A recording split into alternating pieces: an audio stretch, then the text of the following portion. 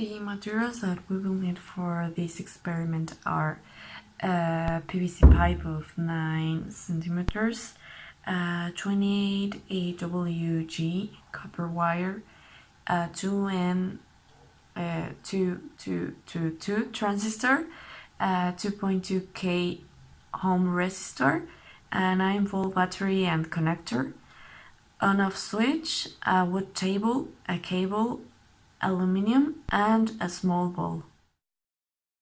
Make 2 holes in the outer parts of the PVC tube in order to hold the copper wire.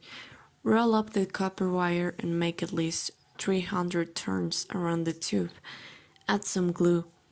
Paste the tube on a wood table and peel one side of the wire, the one that goes down. Paste the transistor on the table and make sure you recognize each of the 3 terminals it has. Weld the 2.2K ohm resistor to the peel side of the wire. Then add this welded part to the middle terminal of the transistor.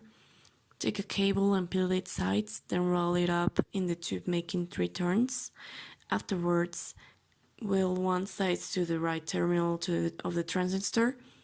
Paste the switch on the table, weld another cable, one side to the transistor and another to the cable roll up in the tube, welding this whole part to the switch. Take the connector and weld the positive part to the switch and the negative one to the left terminal of the transistor. Take the 9-volt battery and paste it on the table and put the connector on it. Wrap the small ball with a sheet of aluminum, add it to the top part of the tube, and turn on the switch and put a live bulb near the circuit and watch how it lights up. ¡Oh, fuck! ¡Ah! ¿Estás grabando, verdad? Sí. Ya, desconéctalo. And now, in order to understand how the Tesla coil works, we have to introduce the Maxwell's equations as well as the Ampere's law, which tells us that one current flowing through a wire creates an electromagnetic field.